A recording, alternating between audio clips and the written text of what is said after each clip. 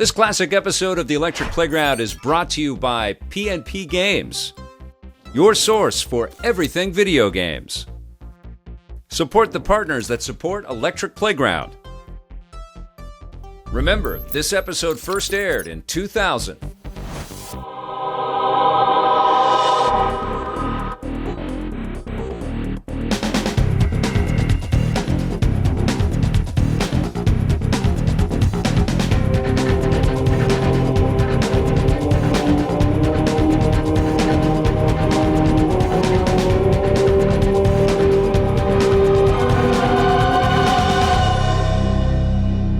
You know, there's a new XCOM game from Hasbro Interactive that's out on the PC. It's called XCOM Alliance, and it's first-person shooter? First-person shooter, and the coolest thing about it is all these little aliens running around and everything. Whoa! What the? You little... Get back here!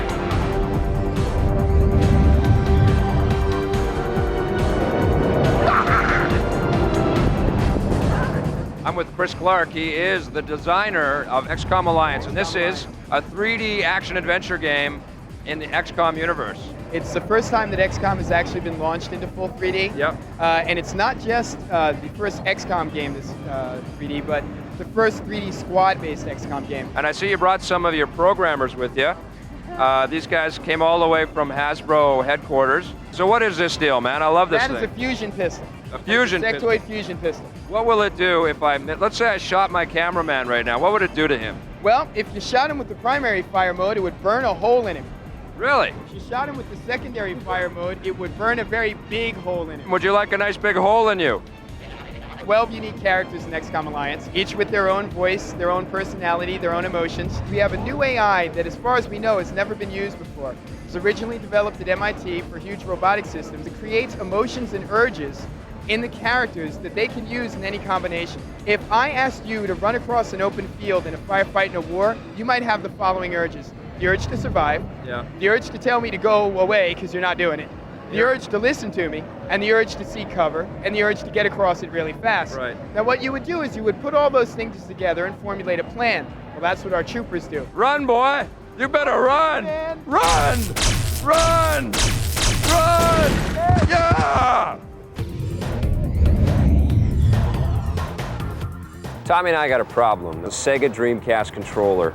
This controller has been the bane of our existence in reviewing games. Well, as a matter of fact, I mean, games have gotten lesser scores because the controller is so awful. We decided that it was probably time for us to take a look at some of the other options that are out there and review them for you guys. Sure. All right, so let's start right here with Interact's Quantum Fighter Pad. These buttons are too close together for me, so when you're trying to push buttons like this, they kind of run into each other. The analog stick has a little tiny, A little indent. So you can actually a reverse nipple. So you can actually put your thumb in there. You've got a programmable function in here, so you can make these buttons any way you want. That's why I like it. So you can cheat like Victor does. Cheating's important. This is what really annoys me, are these two things. They're not pushing in like the triggers on the other one. And I'm giving it a 6 out of 10. How about you? 6 out of 10. I give this one a 3.5. The Nico Dream Master. Again, you have the 4 buttons in the diamond shape, which are nice, and they're farther apart than the last one. But what's these? My fingers are always hitting these on accident, but I like the triggers. See, it's got the triggers, I thought the control was pretty good with this one, but it didn't feel very good in my hand. I'm gonna give it a 5. Oh, really? Yeah. See, I like it because it's lightweight like that. I'm gonna give it a 6.5. This is the Astro Pad, another one by Interact. This is way too big for me. It's the coolest looking controller, though. I don't like these things, the Yep. pump action thing, but again, it does have dimple in the thing, that's good. And it's got your 4 buttons, which are separated. This thing's gonna get a 4 out of 10. I give it a 4.5. This is the MadCatz Dream Pad. Put your can fingers grip right in there. right Look at in that. there down You there. gotta show the groove action there. You have the triggers, which are nice. They put rubber on the top Very smart. of the analog stick. I give this a 7 in the world of controllers. If you have a Dreamcast, get cool. this one, and it's great. It comes in fruity colors. For more information on any of the games or stories featured on EP, visit our website at www.electplay.com. Oh, yep, and there we go, bringing up Daikatana again. Listen, I know we over-ordered, but I would follow John Romero into the flames of heck itself. Yeah, okay. Well, I'll talk to you later, too. Listen, I'm going to be honest with you. I'm having a bit of a rough one. I could use some Smash therapy. Let me introduce you to some Pokemon-themed house rules we like to run around here. First of all, stock, go crazy. For the sake of this demonstration, we're going to stick to 2. And the further options, damage percentage. I recommend something high. 200% is the most allowed. It's also what we're going to use today in the demonstration. Item switch, appearance, very high. Pokeballs, only thing turned on. Okay, to make it an even fight, we're just going to roll with 4 CPUs this time. Who've you got? I have to throw in with my party hat Pikachu here. You know it's got to be Saffron City. 3, 2, 1, go!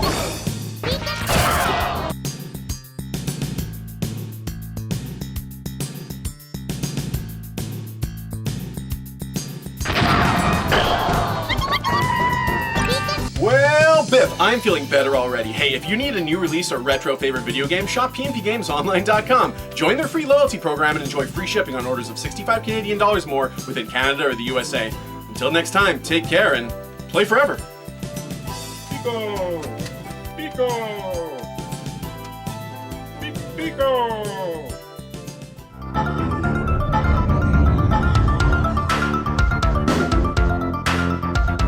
Acclaim has hit a home run this year with one of the best baseball games on the N64 called All-Star Baseball 2001. Wait till you catch this.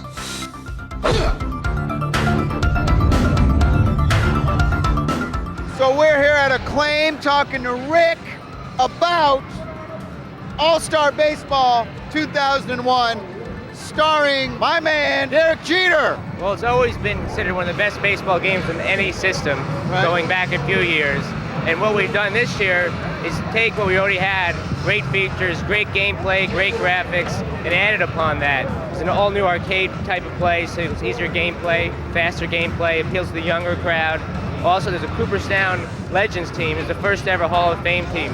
So you have players like Reggie Jackson, Nolan Ryan, Tom Seaver, Yogi Berra. There's also a Cooperstown field, especially for that team, and it's a la Field of Dreams, a cornfield. Why is arcade mode different from like season mode or regular mode? It's a little less sim-oriented, better for the casual fan who just wants to be able to hit, go up and hit, not worry about statistics too much. A lot of faster gameplay, so there aren't as many intervals going between pitches and between innings. What input did Derek Jeter have in the creation of this game? Derek does all the scouting reports. He has scouting reports he gives to our producers, and the producers implement his comments into the game, so we have the most accurate statistics and reports on the players, batters and pitchers. Why do you think this game is so much more popular than all the other games? Is it the controls? Is it the graphics? Is it the gameplay? What do you think is the most important element? I think if you look around the industry, the only games that are really successful is the ones that are able to do everything right. It's great, easy, intuitive control that reacts well. The graphics obviously are fantastic for N64. A lot of people think it's a PC game. Right. So obviously that helps, but that's only eye candy to a certain degree. The functionality with the controls, the AI, and that's great because no one gets frustrated. There you go. Thanks a lot, Rick. Thank you. Cool. Okay, you take huge orcs, you put them in a combat racing game, you stir it all up, and what do you get? You get what's called Gorkamorka. That's right, I said it right. Gorkamorka. Come on, kids, say it with me. Gorka! Oh!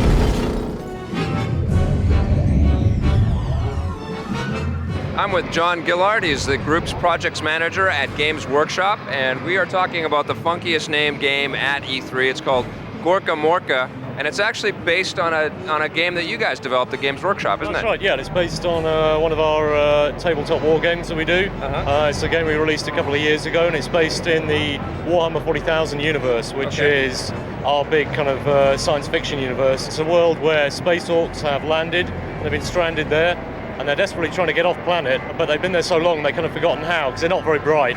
Well, there's Gorkas who are cunning and brutal, and Morkas who are brutal and cunning. Right. And that's it, that's all they do. There's Gork and Mork are the orc gods, and they're both the same pretty much, they're just both violent big gods.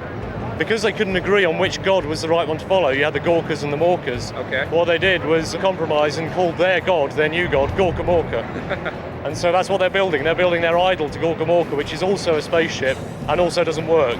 You know what's great about taking a tabletop paper game like that and bringing it to video games is you have this immense backstory to work from. We've talked over exactly how orcs look. Yeah. We talked about the fun things about them because they have that slightly comical aspect. They're so hard that they get an arm knocked off, they'll pick it up, they'll staple it back on, they get back up and fight again. This is one of the first games that's going to be available for Sega.net, and people are going to be able to play it on their Dreamcast against anybody else in the world.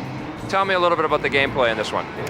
This is very much a take on Gorkamorka. It's not exactly the same as the tabletop war game. We thought that the imagery involved was so cool and so adapted to being a really cool combat racing game that was the way to go. So the gameplay within the game is really very much racing really hard, shooting your guns at the other guys, playing that against other people, so you got that real competitive edge, real competitive element, building up your truck, getting different weapons as you move on, going to different areas. It's far more of an action-based game than a lot of the things we've done, but we really like that because something that we don't want to do too much of is actually make games of our games. We want to make games of our worlds. Thank you very much, John. It's been an education, a Gorkamorka education. Listen, forget Microsoft Windows. The reason to own a PC is for the new action-adventure called Max Payne.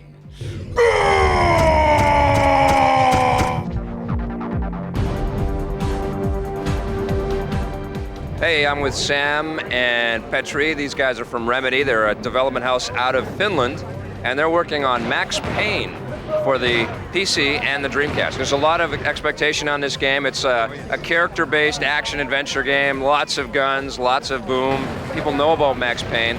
Tell us a little bit about what we can expect. Max Payne is a third-person, story-driven action game. Very cinematic action. I mean, we've been watching lots of action movies, cool stuff like The Matrix and John Woo stuff.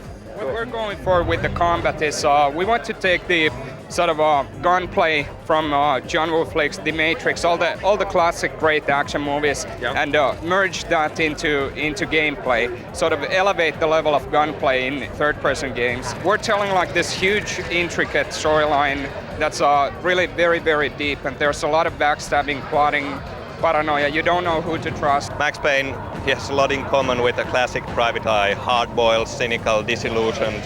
I mean, his family has been murdered and he's working undercover, trying to get to the source of this deadly drug that's somehow connected to the murders of his loved ones. But then his police boss is murdered and Max is framed for it all. Is it sort of like a comic book? It sounds like it could be like a Frank Miller comic book or something. Yeah, actually we are using graphic novel as a medium to tell the story. In between the actual game levels we have graphic novel screens and a whole lot of them, over 200 in total. So it's actually a worth trade paperback graphic novel book all in all. What kind of engine did you guys use? Is this a brand new engine that you guys created? Or? We're using our own engine. We've been working on it for like 3 years now. It's starting to look very good. We're very happy with it. And you guys chose deliberately to go third person rather than first person. Was it just to be different? It's the best way to bring out the action. In first person you only see the weapon. In third person you see how Max is using the weapon, what he's doing, how he's moving about. We also felt that third person makes Max into a lot stronger personality, since you're looking at the character constantly throughout the game. It starts in New York, right? Does it go everywhere? It all takes place in New York City, but there are going to be 18 levels, but they are huge. We sent all our mappers and texture artists over to New York. They spent something like a week, digital cameras going through all the worst neighborhoods, getting photo material from those. And they came back with something like 5,000 photos. So this is a trip. This is a one-way ticket to the hell of New York. I can't wait. Max Payne. When's it coming out? When it's done. When it's done. Wow, wow, wow, wow, wow, wow! Hey, what's your favorite video game of all time? No way, that's mine too! Celebrate video games along with myself and Victor Lucas every Saturday morning at 9 a.m. Pacific Time on youtube.com/EPNTV. Brought to you in part proudly by PNP Games. Play forever!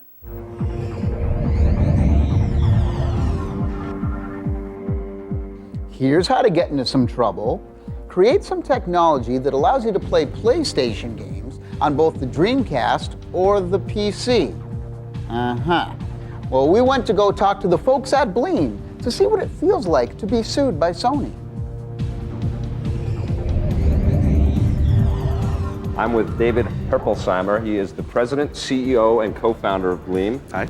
Nice to meet you. Nice to meet you too. And we're here talking about emulation and how Bleem turns your Dreamcast and your PC into PlayStation playing machines. My guess would be that Sony would not be too happy about that. Would that be a correct statement? The Federal Circuit Court is very much in favor in the United States of the idea of interoperability, of letting people be able to have the freedom to decide where they want to use their software and how they want to use their software, and not tying you down into any one particular place. It turns out Sony doesn't like it nearly as much as we'd hoped they would, but the developers seem to like it an awful lot. Now you can buy a PlayStation in the United States for less than $100. How do you compete with that with the Bleem software? I mean, people can buy a full-fledged PlayStation console, plug it into their TV, and not have to buy any extra peripherals. Bleem isn't supposed to be a competitive technology. It's supposed to expand it. This isn't an either-or for consumers that you know there's a certain size pie of game buyers, and because we're taking a slice of it, Sony gets less. No, you know the largest portion of our consumers actually already own PlayStations. They bought this as an accessory because they wanted to see the games at a higher resolution. Maybe they're waiting for the PlayStation 2, but they still want to see it playing on their PC at 800 by 600. The remainder of them, a lot of them are PC gamers. You know, and this is on the PC side. Same thing on the Dreamcast side. It's people who've already switched to a different console. They're not going to have two consoles in their home maybe, or they already own a PlayStation, but they don't want to have all the cable switching, or they just want to see the games playing at twice the resolution. I think that's probably the biggest draw, really, is that it makes your PlayStation 1 games look more like next generation games. We just started with PlayStation because it happened to be a good market, and it seemed like a good idea. It was where our backgrounds were. You know, there's always these new technologies, and there's whether it's a set-top box, your in-dash system, in your car. There are people coming out with these great new technologies, but the barrier is always on content. Unless you're a SEGA, unless you're a Sony, unless you're a Nintendo, where you not only own all the hardware, but also have huge foundries for making content and making software, the barrier to entry is incredibly high. What we can do is knock that down. So if somebody has a great idea and they got the coolest box in the world that's going to do, games and video and 3D, this gives them a way to come out and say, okay, we already play all your existing content, plus look at all the cool stuff we do. It knocks down that barrier to give consumers a reason to want to move over. You guys have a pretty successful web campaign out there with your website. You can download the demo and everything. Sure. Keep checking the site. Thank you very much, Dave. Thank you. Have you ever wanted to take Homer Simpson and get him in a Triple crippler crossface choke slam? Well, if you have, then you are going to love Simpsons Wrestling for the Sony PlayStation. It's time for the people's elbow! The Simpsons. Wow. Now let me ask you this, who developed this game? The game is being developed by Big Ape. They're up in Nevada, California. Big Ape? Big Ape, yeah. Great bunch of guys. You can tell by the game. It's just turning out fantastic. Who came up with the concept of this game? The concept was something that was kicking around at Fox for a while, and we were looking for a really good developer. It was something that Matt really wanted to do. Did he have any input at all in this? Yeah, Matt gets very involved in the initial concept, and we work closely with his people on art approvals. And one of the great things about The Simpsons is they have one of the best voice casters in TV. You've got Dan Castellaneta and Hank Azaria, Julie Kavner, Nancy Cartwright, just a great bunch of people to work with. And they're really on top of their game. They've been doing this for 10 years. They really know the characters. And they really get excited to do these kind of fun, wacky projects. Who's your favorite character in the whole game? You got a bunch of wacky characters in here. Bumblebee Man is great. Krusty is great. Professor Frink is just going to be incredible. He's got a lot of gadgets, very, very whacked out. Yeah, we're trying to bring as much comedy to it because really The Simpsons is well, there's a lot of verbal comedy, and in this game there'll be a lot of physical comedy. So we're going to use taunts, obviously, with the voices. And what we want to do is make sure that every character has their own specific move. So unlike a lot of fighting games where you might have a lot of moves that are analogous to one to another, we want to bring as many original, new, funny, exciting, fast action kind of moves to each character. Now what about Itchy and Scratchy? I can only imagine what those guys are going to be doing. All I can say about Itchy and Scratchy is that we will have a bonus level, and I can't tell you who will be in it. Okay. Now, is there any kind of tournament mode, or is it just strictly a one-on-one fighting game? Right, you can play in a grudge match and also tournament. Grudge match 1-to-1. You can play single player or 2-player. You can also play in a tournament where you escalate through a series of bosses. So you're playing tag team. You can play Patty and Selma as a tag team boss. You can play Burns and Smithers as a tag team boss. And when you get to the very top level, you'll play King and Kodos, the space aliens, in their spaceship to be the champion of Springfield. So it's pretty crazy. Excellent. Dave, thanks a lot. I can't wait to play this. Looks really fun. Thank you, Dominic. Cool. For more information on any of the games or stories featured on EP, visit our website at www.electplay.com. Again? Hi, I'm Paul. Friends call me Paulie B. And I've been Lord D's maintenance guy for the past 2.5 years. Yeah, got another call about the washing machine today. You never believe the stuff I pull out of there. Health power-ups in the pockets again. I'm telling you, I'm finding things like this constantly. I keep telling him, it's gonna block up your whole system, back the whole thing up. And the blood, it's been every day with the blood.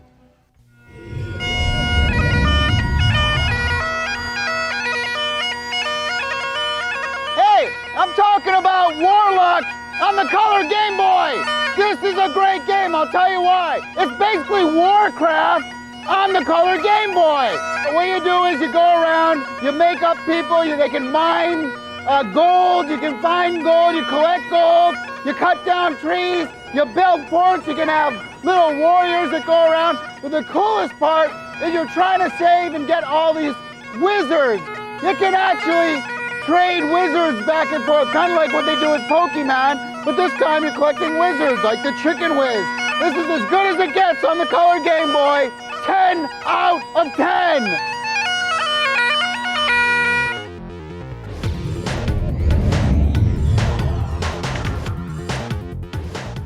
Rainbow Six, what'd you think? Okay, well, here's a game that you could definitely tell came from the PC world. How do I get the night vision goggles? Well, you press down B and the trigger button and put your foot on the pause menu all at the same time. This is a classic example of a game not fitting the environment that it's in. There's a lot of merit to having this game on the Dreamcast. Well, it's a cool game. It is, it's a great game. It really gives you that sense of like scariness because the tension is incredible. And hey, the game is worth checking out just because of the tension that it creates. One of the problems I found, usually in first-person games, when you walk, the camera goes There's like no this. sensation of actually walking. You just kind of float down the hallway. You can turn around and shoot somebody on your team by mistake, which is crazy. By mistake, I do it on purpose. Except if you're Tommy. The reason why it was so successful on the PC was because you could put 6 people from anywhere in the country on your team and go on and face some opponents that were on another team. But it's still a cool game. It's still a cool game. I'm giving it a 7 out of 10. I give it a 7.2 out of 10. Okay, well, let's talk about another tactical espionage, squad-based combat game called Spec Ops Stealth Patrol for the PlayStation. I mean, here's a game that could have easily came out 4 years ago and would have looked exactly the same. The deal with Spec Ops, it's a cheap game. It's cheap. Inexpensive, he means. Cheap. It's like $10. You get what you pay for. It's what, I mean, the graphics are okay. The problem I had with the graphics is that everything was so dark. The only way I knew that I had an enemy on screen was when a big red square popped up, and that's realistic. It took us about a half hour to actually get into the game from the menu screen. Yeah.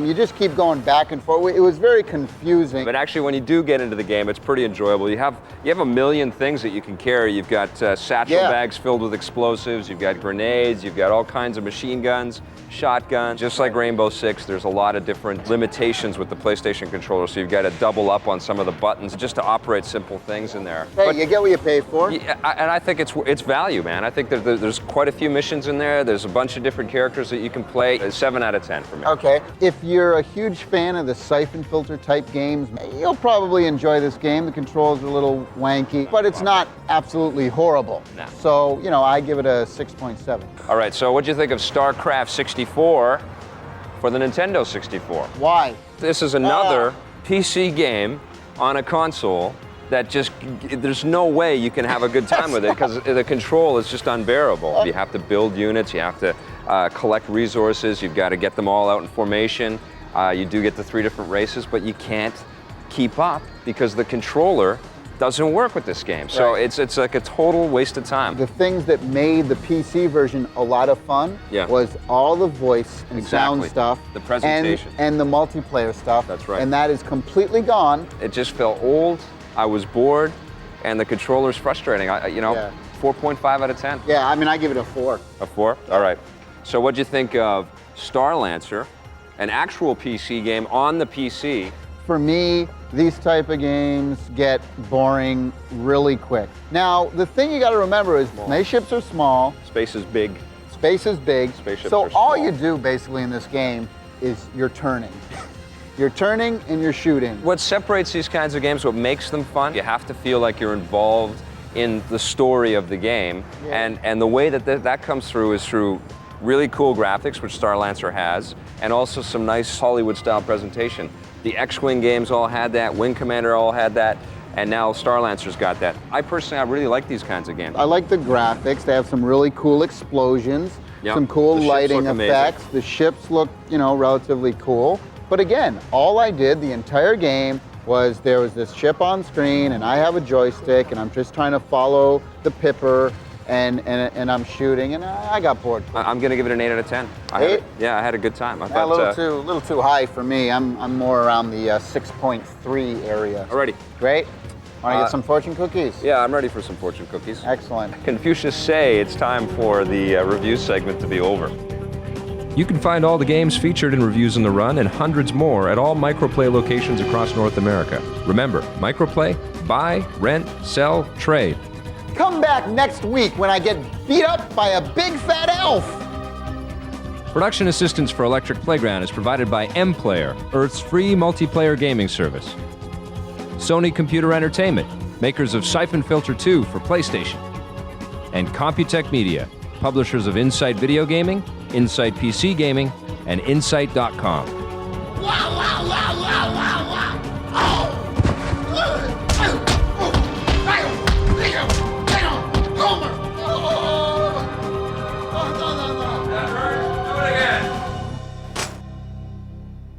Give me that! This classic episode of the Electric Playground was brought to you by P&P Games, your source for everything video games. Support the partners that support the Electric Playground. Thanks for watching, and play forever.